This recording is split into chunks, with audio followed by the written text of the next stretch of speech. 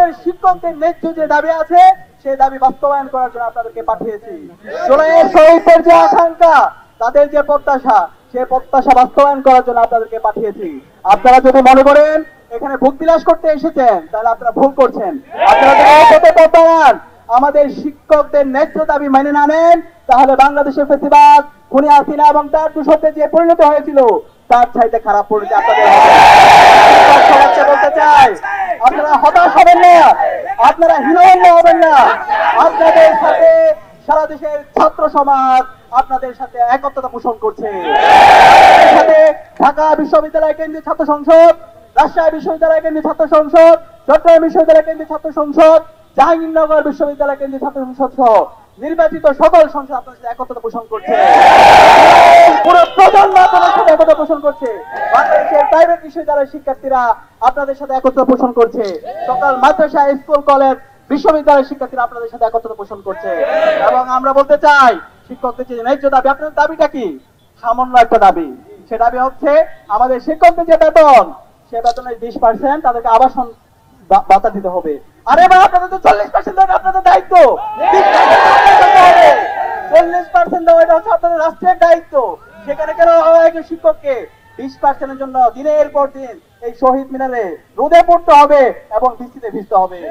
এবং আমরা আমাদের শিক্ষকদের দাবি, ছোট্ট একটা দাবি, তাদের ট্রিটমেন্টের জন্য, চিকিৎসার জন্য তাদের 1500 টাকা ভাতা। আরে ভাই, 1500 টাকাটা কি বেশি?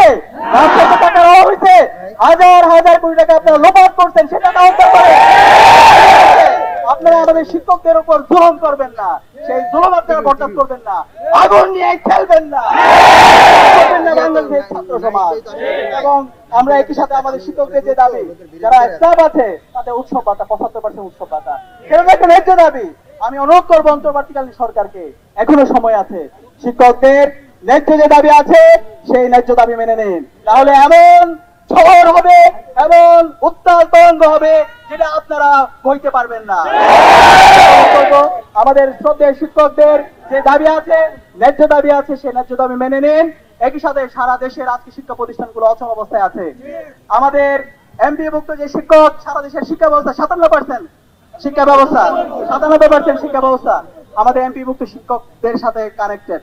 আমরা অনুরোধ করব, অতি দ্রুত সময়ের মধ্যে সরকারের উচ্চপদস্থ যারা আছেন, প্রধান উপদেষ্টা থেকে শুরু করে উপদেষ্টা যারা আছেন, তারা যারা নেতৃত্ব দিচ্ছেন, সবার সকল অংশীজনদের সাথে বসে দ্রুত সময়ের মধ্যে কার্যকর উদ্যোগ গ্রহণ করেন এবং আমাদের শিক্ষকদের ন্যায্য আন্দোলন আপনারা মেনে নেন। এবং আমরা কথা দিচ্ছি, ঢাকা বিশ্ববিদ্যালয় কেন্দ্রীয় ছাত্র সংসদের পক্ষ থেকে আপনাদের সেই ন্যায্য দাবির সাথে আমরা একত্রতা পোষণ করছি এবং আপনাদের সাথে আমরা আছি। বিজয় আসবে ইনশাআল্লাহ।